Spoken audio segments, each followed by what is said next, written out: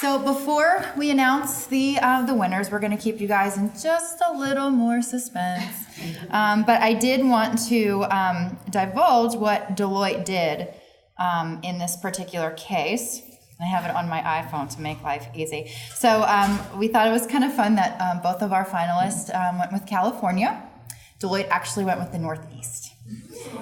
So the Department of Transportation is working with states to plan and develop high-speed and passenger rail corridors that range from upgrades to existing services to entirely new rail lines exclusively devoted to 150 to 220 mile-per-hour trains. Implementing these corridor projects and programs will serve as a catalyst to promote economic expansion, create new choices for travelers in addition to flying or driving, reduce national dependence on oil, and foster reliable urban and rural communities. That was the Northeast. Which practice of Deloitte handles that? Which, I'm sorry? Which practice is it? Federal, yeah. It's primarily our federal strategy and operations group.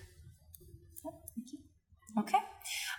So we promised that we would give some high-level feedback to everyone who participated. And again, thank you so much for participating in our case challenge. I got some great feedback from you guys, and I know that you learned a lot and had some fun too, which was the main objective. So thanks so much, and I'll turn it over to the judges. The floor. Yeah.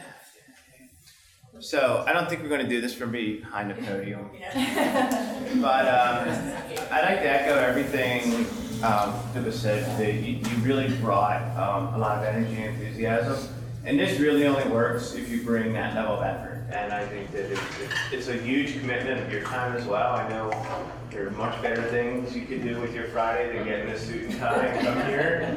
Well, Laura says not. I say yes. I was on a mountain bike somewhere. But it was phenomenal. I mean, we were very impressed with every single team. And every team, I think as you hear from the judges, sort of brought something different from the other teams, which makes scoring it really, really hard.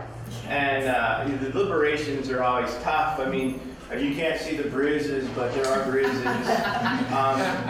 So with that, I think we'll just start with each of the judges. Nate, if we could start with you, just walk through and just share some observations. And after you do that, we'd really like to get your feedback as well. Really, what you thought of the experience, what you're taking away from it, and any thoughts or input on how we could get better next year, as I talked about earlier. So I've got three broad things to make. One is that you should watch each other's morning presentations. At least the three that I judged in the morning, they all had different strengths, and they could really learn a lot from each other. And that's just so important to do that. It's well worth your time. The second thing I want to make is that Group 1 in the second session did a great job of actually solving the problem that the judges faced. I mean, I interpret this as I was the commissioner, and I had to go and sell someone on the solution. They did a great job walking me through the solution and selling it to me, explaining it. Group 2 in the afternoon session did a great job of using in-depth metrics. The way the index was a great idea, I thought, and that really was a very high level of analysis. So those are my things. Oh, the one other thing I thought is that why didn't either group in the afternoon session use the map? If it was me, I would have copied and pasted the map in my slide, and that would have done my entire presentation. So I actually tried to, but it was cutting off the edges. Oh, okay. Okay, all right.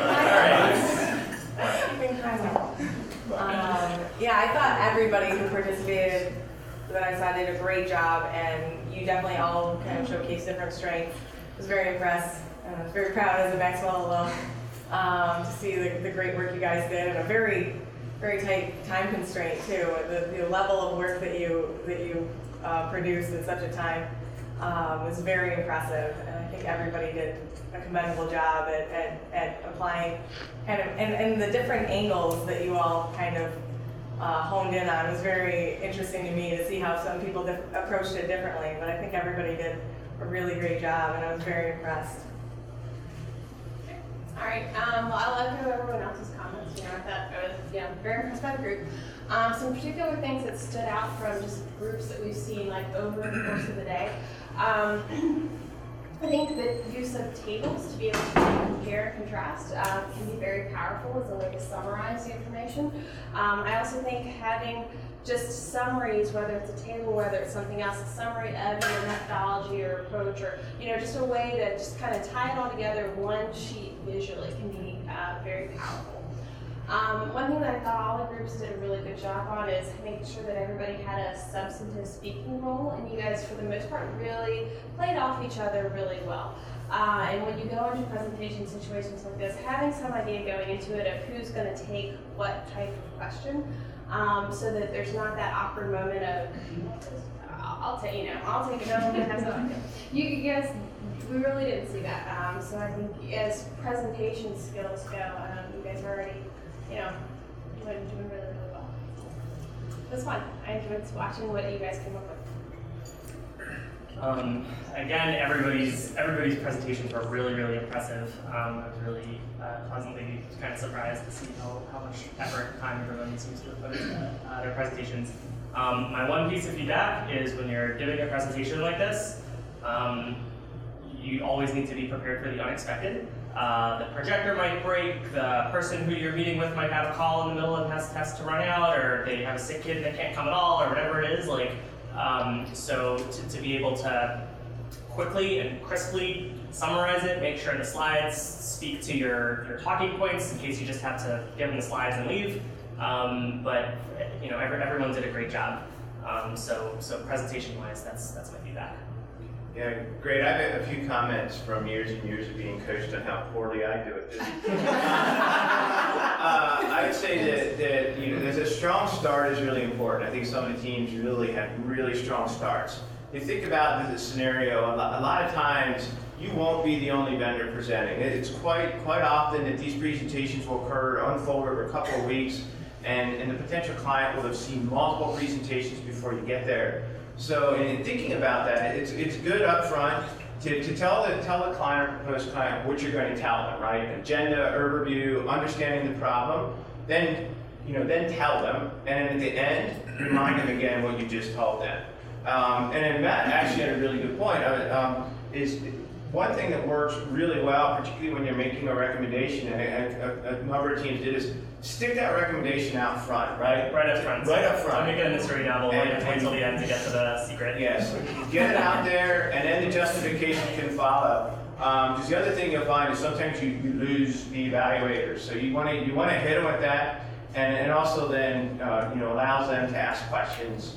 A lot of times these are much more interactive. We didn't want to disrupt the flow of your presentation at all. You did such a great job, but a lot of times it's pretty interactive. There have been times when we barely get through slide one of the presentation to we're getting hammered with questions. And the other thing, a good piece of advice that I received from a coach that we use in New Orleans is that when you're constructing the slides, and again, the time period didn't allow you to really do all of this, right?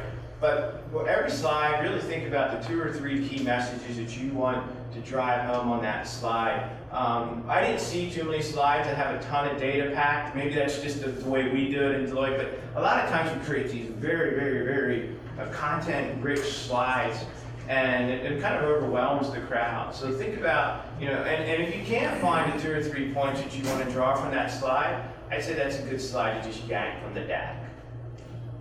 But it was great. We hope we learned a lot of that from the experience. So, any other feedback? All right. So this is the hard part now. What did y'all learn? And any feedback? We'll throw the door open. Be brutal. We want to know. Yeah. Be brutal. I liked when, I know in ours, we got a question that forced us to have to say, we didn't think about that. And often I find that, I liked having that experience, having to answer something and then say, and also, that's something that we to think about how you say that. And I think having stump questions would be good.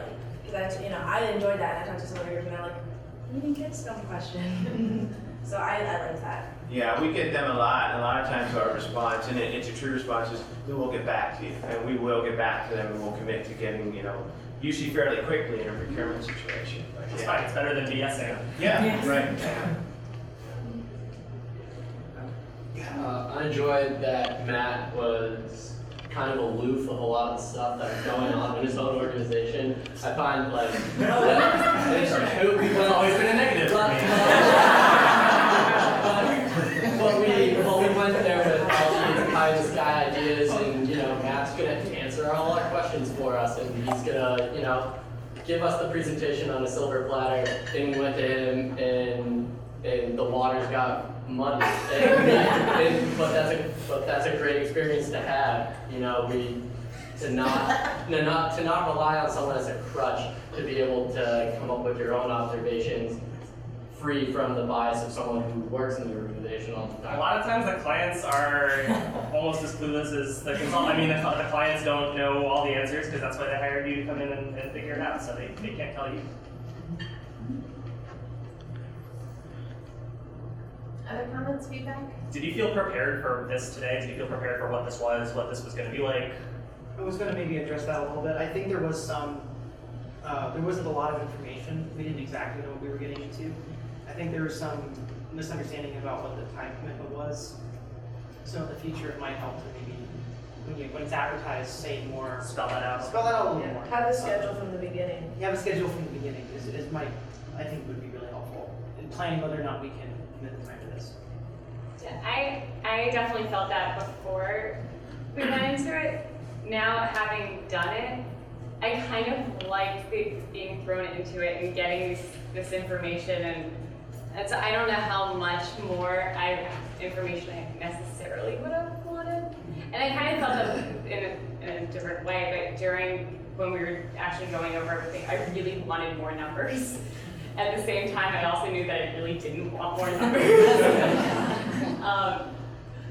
But one of the interesting experiences we had working in our group is 3 of us were MPAs, and then one of us is the econ master. Yeah. Master. And so we kept on having these ongoing conversations, and he was just like, "Dude, can we just ignore politics?" I'm like, no. But it was really interesting to work from kind of these different places and come together on that, and I think it was really beneficial actually. And I think that is so realistic of how projects unfold. And it can be the people who have the econ versus the MPA background, or it can be the people who are coming at it from the human capital versus technology versus the strategy and operations. And yeah, I think that's one of the great benefits and the cool things about teamwork is that you're coming at it from different perspectives, and you can make each other smarter. Because you're considering angles that me and based on my knowledge and my past experience, I come in it from one point of view, but you've had a totally different set of experiences and training, and so you're going to kind of broaden my perspective, which is awesome. One thing I'd ask you to think about, we don't necessarily need an answer today, is really the scheduling and time commitment thing. We really do, we want a lot of people to participate, and one of the things we have to do is, I think if you would have seen the schedule, the whole schedule, you may have said, thanks, but no thanks. You could have maybe 6 people in the room this afternoon. So think about how, and we'll think about it as well, how we can lay it out, but not have people think, oh my gosh, it's going to be like 2 full days of my time. And when we first started this, we actually did it on Friday and Saturday. In the early days.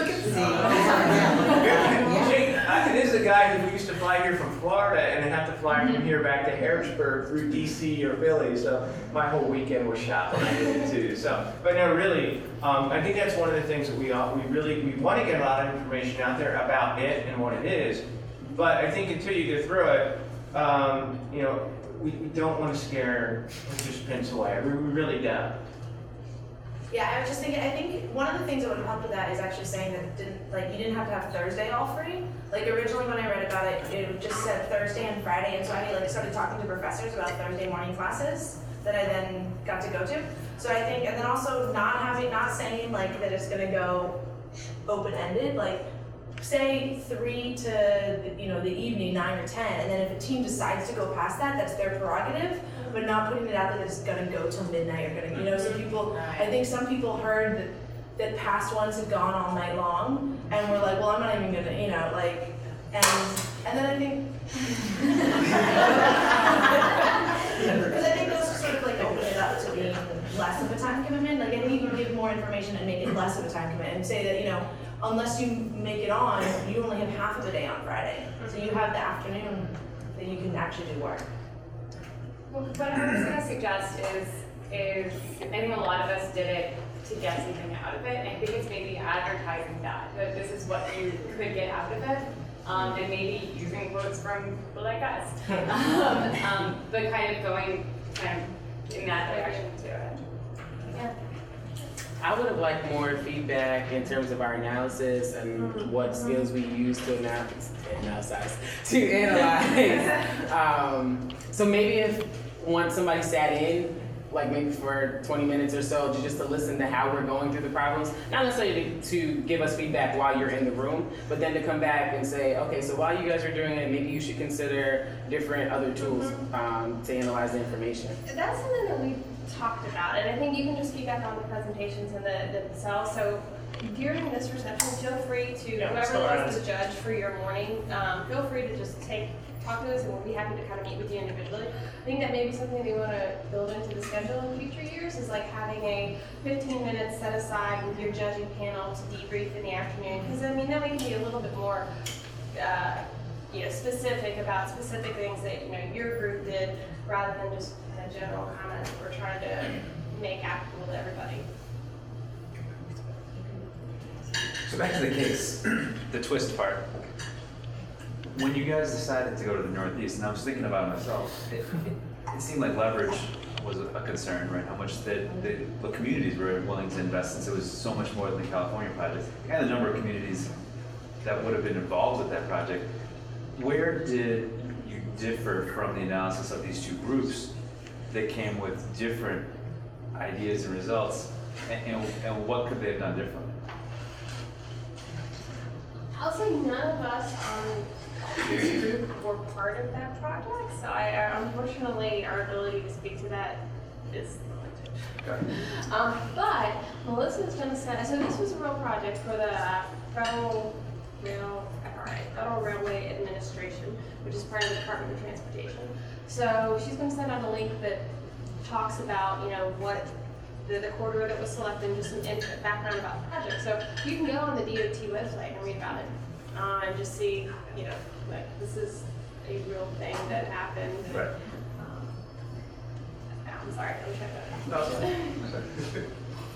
I just want to emphasize how grateful I was to Deloitte for limiting the amount of reading that we had to do ahead of time. As much as some wanted numbers, I'm thankful that we had, we said, oh, maybe we should get online and look at something else. And we were really good, I think, our group, saying, no, we're going to stick with the materials, and that definitely got us out earlier. So I appreciate limiting that. Something that my team, I was in team number 6, that something unexpected that we encountered was the type of questions we got after our presentation.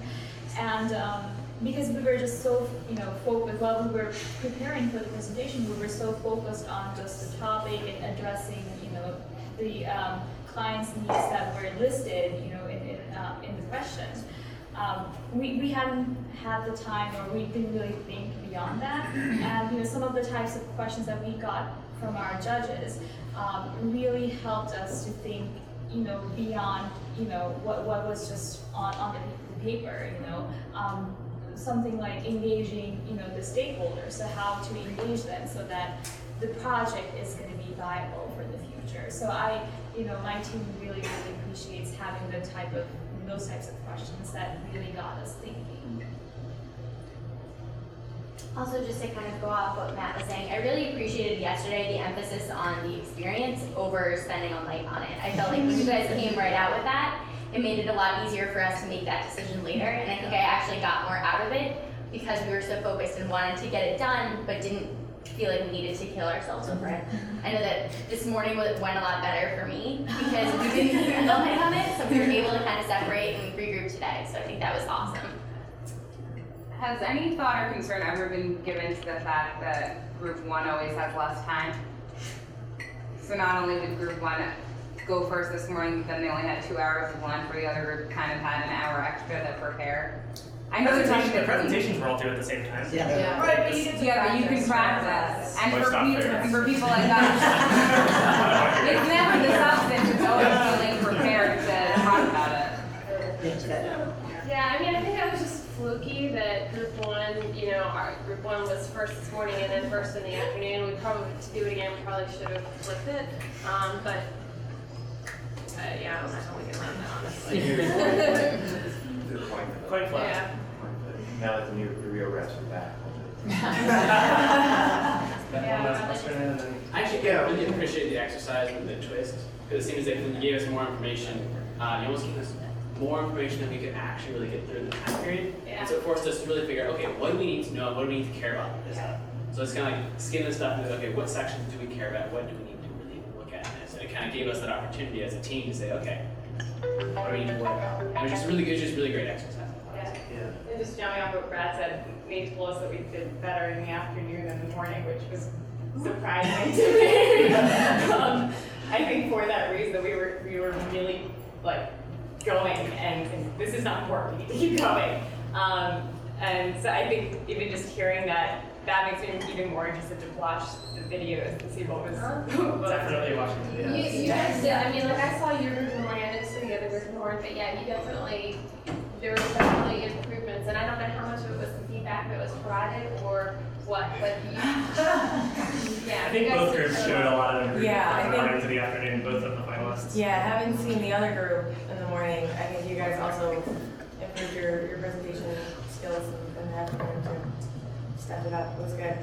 And I think also learning to kind of skim out what's the most important thing is one of the best things you can take away from grad school, in my experience. So, Melissa? Yeah, do the honors? Laura, go ahead. Sure, do we have like something that we're giving them? I sure do. Do we have the list of the names? Okay, all right, well, after much debate and deliberation, this was very hard. You know, I mean, obviously you guys can imagine, those of you who saw the afternoon presentations, both groups were amazing and I think brought different strengths to it. That said, our one group that's, that we picked as our final winner. I will say it was group number 1.